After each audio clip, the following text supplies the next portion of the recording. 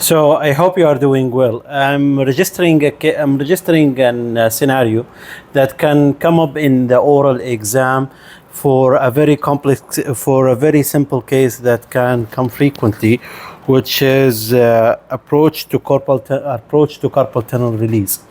I will start with so this might be a bit lengthy. I will try to always make all my episode for something that does not go for more than 10 to 13 minutes. Sometimes it can go up to 15 minutes, but because most of the exam settings, they can be very short cases of only for 7 minutes, and it can go up to 15 minutes. It depends if it's a longer case or not. So you have this scenario that can come up in the exam. A 50-year-old male, right-handed soldier, with the past medical history is negative. However, he's a heavy smoker, and he comes with the symptoms of a carpal tunnel release. And how will you approach this case? So the approach to this case, you have to say that you will evaluate the clinical impact. I will look for paresthesia in the first three rays that includes the index, the ring finger, and the half of the index, the middle finger, and the half of the ring finger. And then I will evaluate for any possible extension of the pain that involve the shoulder, neck, or loss of dexterity and weakness. To confirm my diagnosis, I will conduct a focused history and a clinical examination. In my focused history, I will ask about general history, past medical history, to evaluate the possible medical problems that can be associated with the diagnosis of a carpal tunnel syndrome. That will include medical problems such as hypothyroidism, diabetes, or acromegaly. There are lots of them. Past surgical history of trauma should be noted and as well documented. Then I will, in my physical examination, I will conduct physical examination, full look, feel, and move. I will look for any obvious deformity, for any muscle wasting. I will feel for the temperature. And then for the movements, I will look for active and passive movements. You have to mention in the active and passive movements, you have to include the power grip, because patients with a long-standing carpal tunnel, they do have a loss of dexterity, and they sometimes report that they have losing of objects when they hold them. Some of them, they have a decreased power grip because of the continuous pain. You have to mention that you will look for an obvious muscle atrophy involving the thenar, and in that case, this is an urgent indication for surgery. After that, you will mention the special test, the Durkin test, the Fallon test, all the other tests, and then you will mention the paraclinical exams, and that will include an X-rays to look for any previous traumas. You will mention that you will confirm your diagnosis through electromyography. This examination, which you have to mention, it is essential to confirm the diagnosis. However, it is not always conclusive, because false negatives occur in approximately 20% of the cases, and the EMG may not show compression signs even with the clinical suspicion is strong. In that case, you will have to consider an infiltration test. An infiltration test when the EMG is negative, however, the patient symptoms shows a positive carpal tunnel syndrome. In that case, you will do an infiltration with the corticosteroids, and if the symptoms improved with that infiltration, then this is a carpal tunnel syndrome. However, if the infiltration does not lead to improvement, you will repeat the EMG after 6 months if necessary, and you will consider, and you will as well consider the high median nerve compression at the level of Leicester fibrosis, for example, of the elbow, and you will perform the scratch collapse test.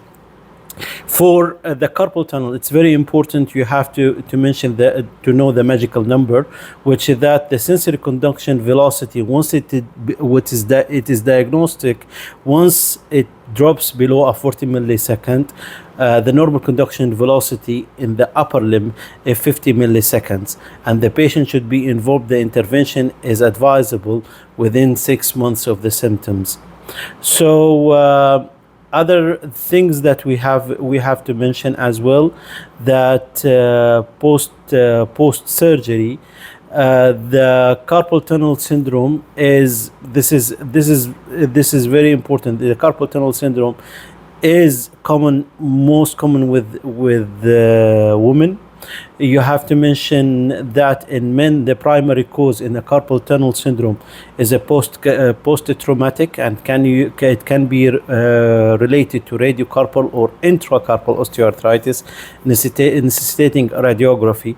Especially our patient is a man, and the carpal tunnel located at the base of the palm does not become completely blocked. Instead of the nerve becomes compressed, and that because of the hyperflexion or extension and everything that related to it. So some of the cases,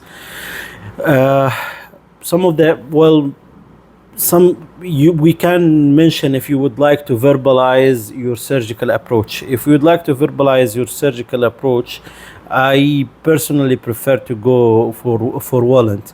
So in Wallant, I will just mention the steps, because this can be as well a good way to mention how you will do the procedure. I will mention that I will mark a longitudinal line in my preoperative marking. I will mark a longitudinal line parallel to the thinner crease. It is not through the thinner crease. It has to be at least 3 millimeter, 4 millimeter from the thinner crease, beginning at the intersection of the radial border of the ring finger and the capnal cardinals line that extends to the 3 to 4 centimeter proximally toward the transfer palmar crease, just distal to the hook of hamate. All of these are keywords to the examiner to understand that you really can do the marking correctly. You will do an incision design, should avoid injury to the deep and superficial arches and the recurrent motor branch and the palmar cutaneous branch of the median nerve and the ulnar neurovascular bundle. This will give the examiner that you are aware of all the important structures that you should avoid. When you go for the intraoperative detail, you will mention that you will place the patient in a supine position with the forearm supinated and the arm outstretched on the hand table. I will realize an axillary block or an intravenous regional block, or you go through Wallant procedure. And then, after an appropriate surgical pose and a sterile prep, block the right palm along the thinner crease and proximal to the rest crease using a solution of 9 ml.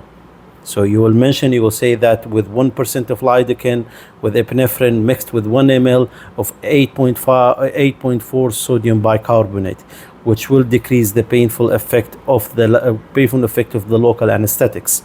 So you will say you will place a well-padded pneumatic tourniquet inflated to 250 millimeter per mercury on the upper arm if not using Wallant. I will incise the skin 3 to 4 centimeter in the next to in the previous marking, and then just ulnar to the palmaris longus tendon, in the axis to the ulnar to the palmaris longus tendon. I will carry the incision down to the subcutaneous tissue and raise the flaps approximately and distally. I will incise the palmar fascia longitudinally.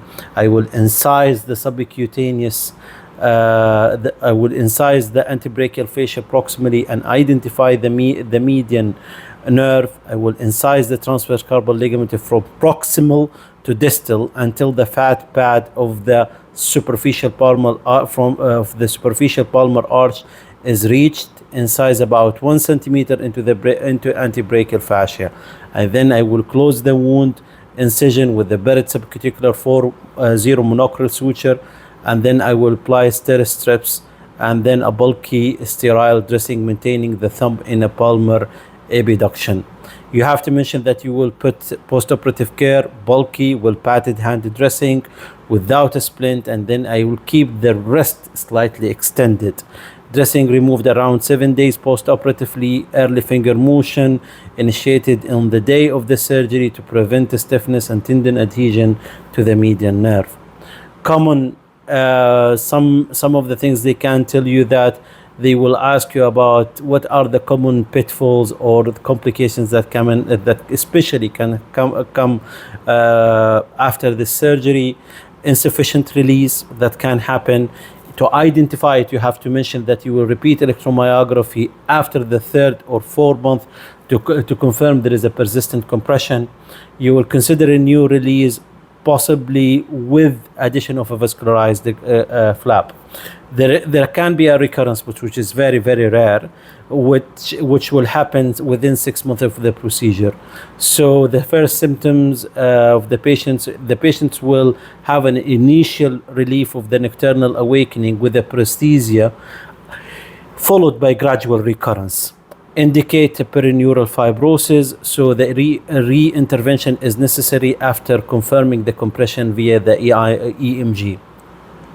And if you are going to consider the release, you have again to do a vascularized flap for the protection against further fibrosis, especially in diabetic or renal insufficient patient. Incomplete results, persistent discomfort, and significant EMG may result from high median nerve compression.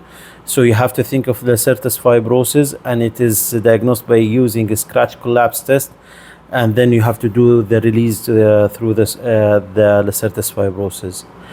Another thing which is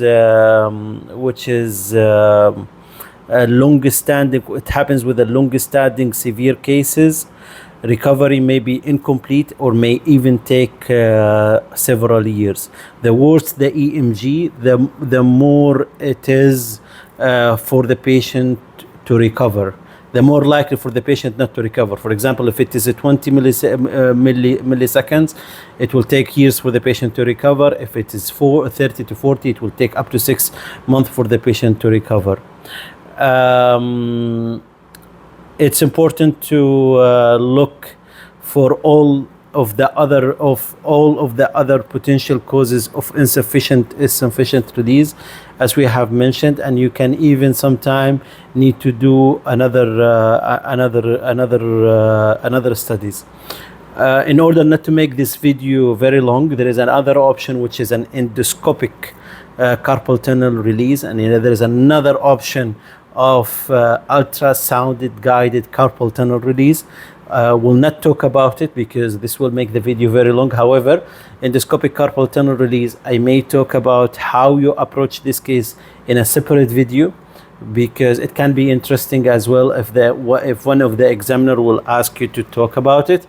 However, I don't think that any of the examiners would, because today most of the people talk about mini open carpal tunnel release or carpal tunnel release as a standard procedure, and the endoscopic carpal tunnel release, one of the disadvantages of it is not having the necessary equipment of the endoscope, of the camera, and all of it to be available in many centers around the world.